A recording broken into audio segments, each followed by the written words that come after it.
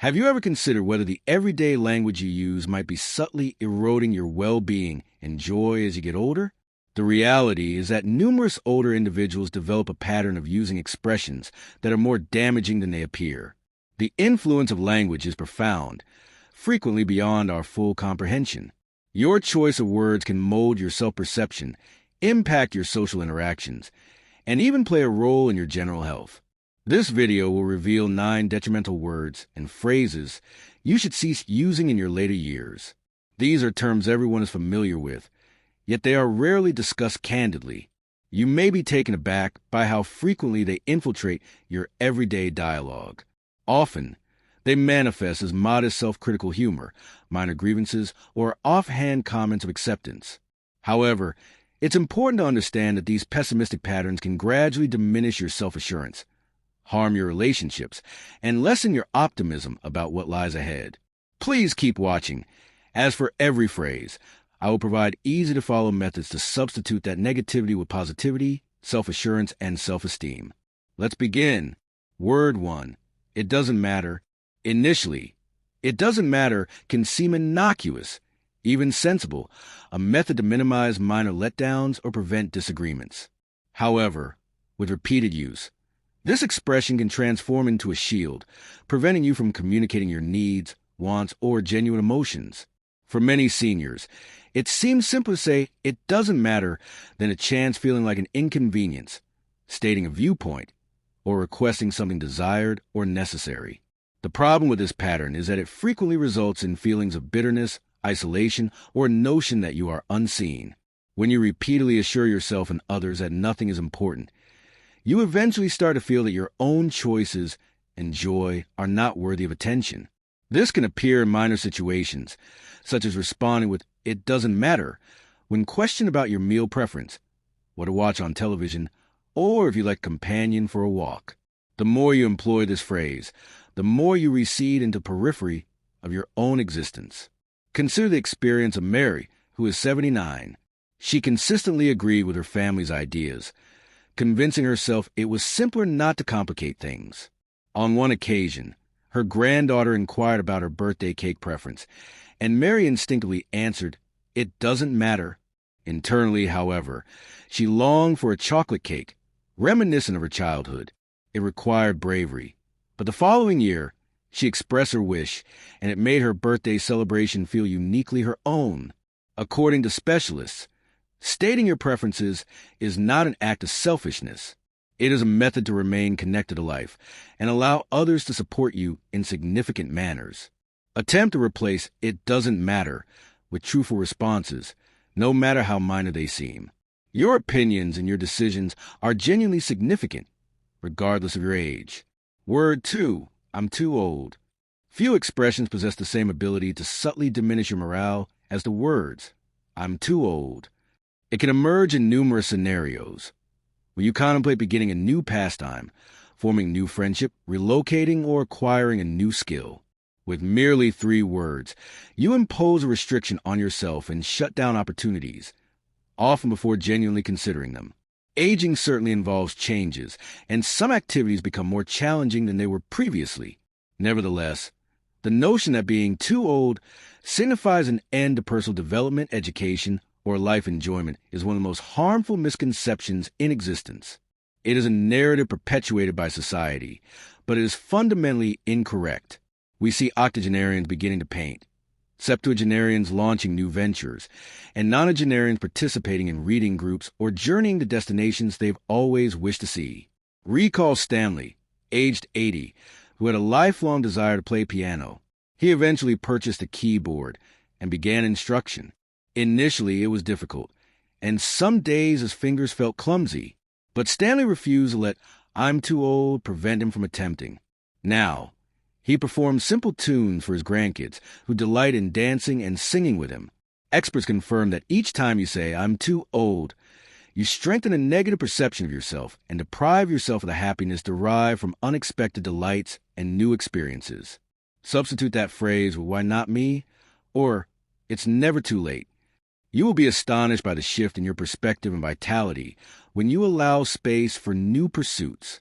If you're still watching this video and finding this information useful, please comment number 2 below to show your engagement.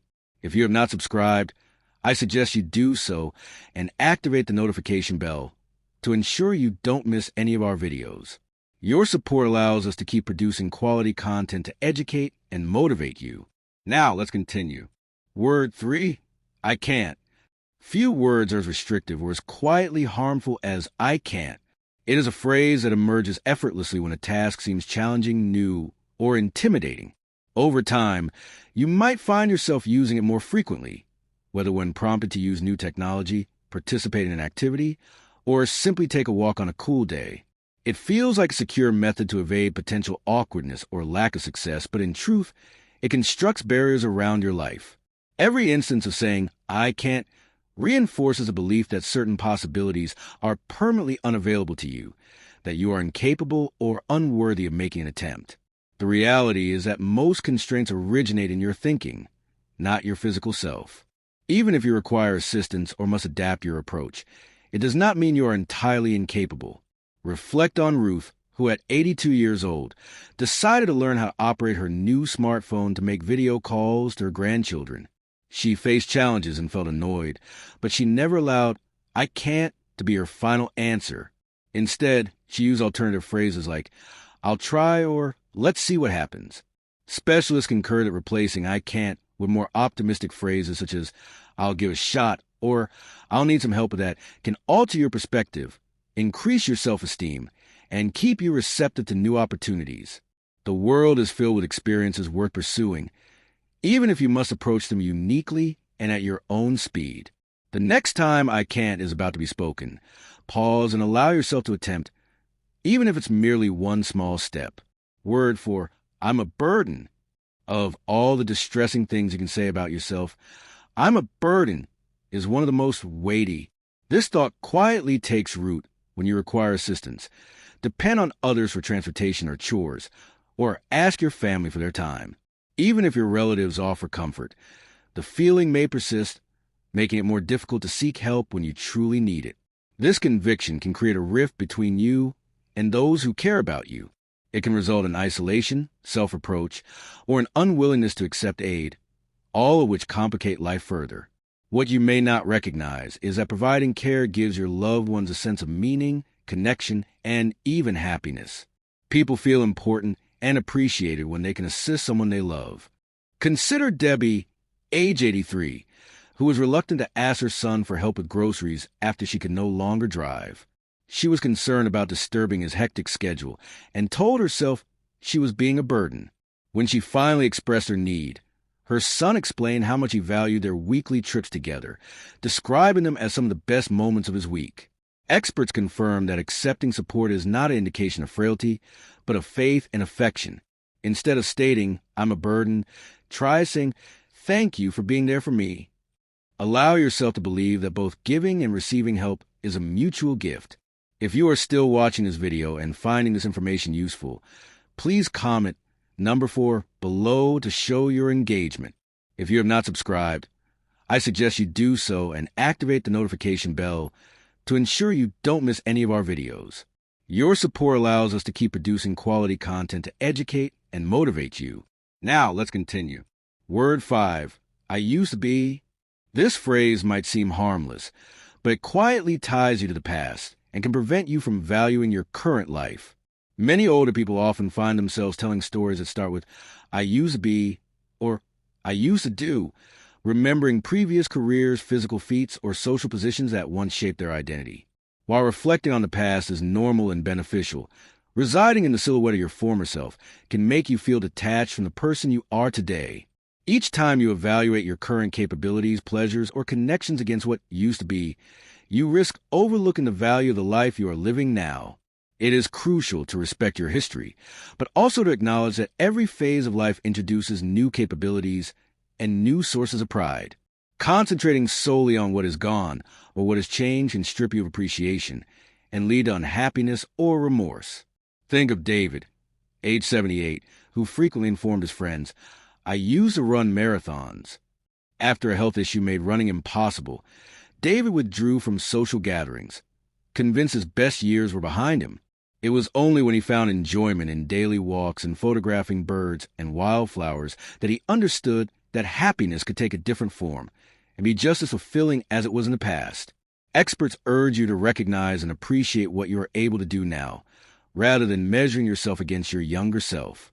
Instead of saying, "I used to be," try using phrases like, "Today I enjoy," or "Now I'm learning." This simple adjustment can revitalize your sense of gratitude for every new chapter of your life. Word 6. What's the use? Of all the expressions that can drain your enthusiasm and happiness, "what's the use?" is perhaps the most disheartening. This thought arises when you encounter obstacles or letdowns, and it can subtly influence your thinking when you question whether putting the effort is truly worthwhile. You might feel inclined to forego your physical therapy, abandon a positive routine, or cease contacting friends, convincing yourself that there is no purpose in trying. This perspective is completely understandable, particularly after a series of difficult days, or when improvement seems incremental. However, adopting the belief that your actions make no difference can make your world feel more confined and bleak than it actually is. The reality is that every minor endeavor is significant, even if it doesn't produce a monumental result. The very act of trying is a declaration of hope, and it serves as a strong, positive model for people around you. Reflect on Tessie, who is 85. She began painting after losing her husband. On particularly hard days, she would think, "What's the point? No one is ever going to see these." Yet, she persisted, eventually displaying her art in her home. When her granddaughter visited and expressed genuine admiration for one of the pieces, Tessie understood that her work had value. Even if it only improves one person's moment, it matters. Specialists emphasize that the way to counter this phrase is to establish small, purposeful objectives and acknowledge every single achievement, no matter how slight. When you catch yourself wondering, "What's the use?" make a conscious effort to remember that your actions are important regardless of how simple they may appear. If you are continuing to watch and find this content beneficial, please comment number 6 below to indicate your presence. If you haven't subscribed to the channel yet, I encourage you to do so and enable notifications so you're alerted to all our new videos. Your support is crucial in helping us continue to develop quality content that educates and uplifts you. Now, let's proceed. Word 7. Nobody cares. This is a thought that can emerge during times of solitude, frustration, or when arrangements are canceled, leaving you feeling overlooked. "Nobody cares" is a phrase that can rapidly cast a shadow over your perspective, making it tempting to isolate yourself from friends, relatives, and social circles. The danger is that once this belief solidifies, you may unconsciously create distance from others, thereby losing chances for interaction and compassion. The sensation of being insignificant is frequently triggered by transient circumstances, a phone call that wasn't returned, a postponed gathering, or a casual remark that hurt more than intended. However, allowing this phrase to become entrenched can result in genuine loneliness. It's vital to recall that people often do care, even if they occasionally make mistakes or become preoccupied with their own responsibilities. Connections with others have natural highs and lows, but your importance in their lives is greater than you might think. Consider Gregory, who is 80. He felt abandoned when his daughter had to miss their regular Sunday visit. He spent the day telling himself, "Nobody cares." However, the next week, she arrived with a bag of groceries and a warm embrace, explaining she had been overwhelmed with work. That experience served as a reminder to Gregory that affection can sometimes be postponed, but it is not missing. Experts recommend making the first move when you feel ignored. Phone a friend, send a letter, or offer your time in your local area. The more kindness you extend, the more you are likely to receive in return. Instead of stating "nobody cares," try thinking somebody will notice, or "I'll reach out to someone today." This minor change can foster a greater sense of belonging and reduce feelings of isolation. Word 8. I'm just lucky. On the face of it, saying, "I'm just lucky" can appear modest, especially when you receive praise for maintaining an active life, enjoying good health, or having strong social ties. Yet, this expression can actually downplay your own dedication, insight, and inner strength.